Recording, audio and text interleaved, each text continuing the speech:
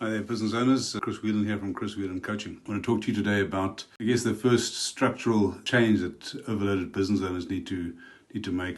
But before we do that, I want to talk to you about, just to give you a bit of background. Really, the problems that I'm seeing come down to three areas: owner dependence, lack of management systems, and I guess the third thing is a lack of leadership development. And over the next probably couple of months, I'm going to be talking to you about those things. Now, over the past few weeks, we've been talking about a pattern that many business owners or owners of growing business recognize. First, we looked at the moment when the owner becomes the operating system of every decision, every approval, every problem seems to root through that one person. Then we looked at why hiring more staff doesn't solve it. And last week, I talked about why promoting someone to this fictitious term, or this nice term, of manager often doesn't solve it either. What I want to talk about today is to show you the first, structural shift that actually begins to break that cycle. Because the real problem in most growing businesses, right, is not effort, it's not intelligence, and it's not commitment from the team.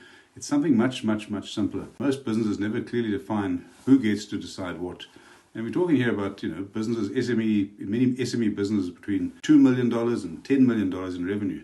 Decision authority is surprisingly vague.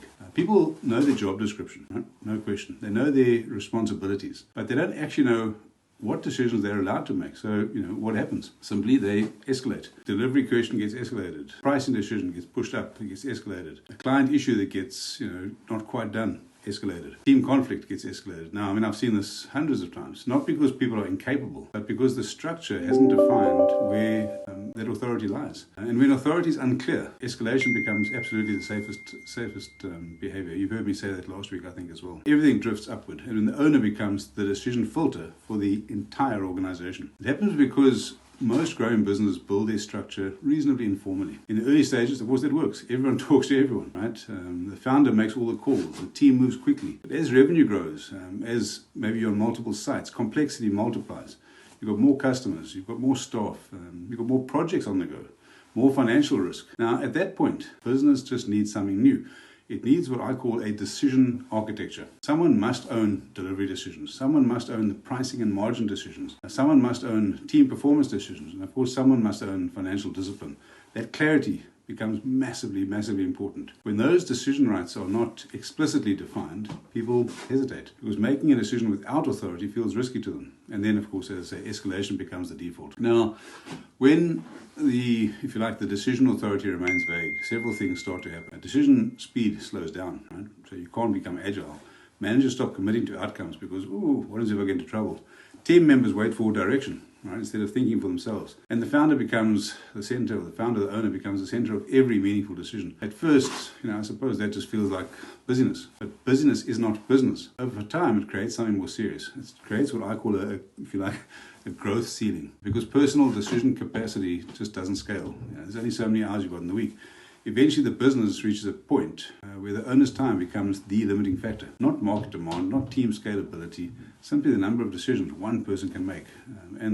Often I have business owners saying, "We've been in this for 20 years. It shouldn't be this hard." And that's because it's just too difficult. Breaking the ceiling requires something very, very simple but powerful. Find your decision rights. Every leadership role should answer three questions very clearly. What decisions can this person make independently? What decisions require consultation? And what decisions require escalation? So when that becomes clear, behavior changes very quickly. Leaders start making decisions. Managers own outcomes. Escalation reduces.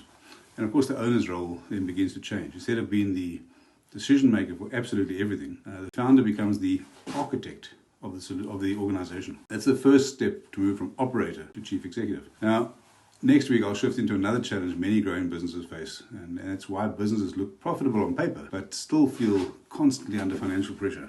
Again, because growth without financial discipline creates a different kind of bottle. As I say, the structure and the clarity that I'm wanting to talk to you about, that's what makes businesses different. That's what shifts them into the next level. In the meanwhile, have a great week. Reach out if you have any questions, and look forward to chatting with you next week. All the best. Cheers.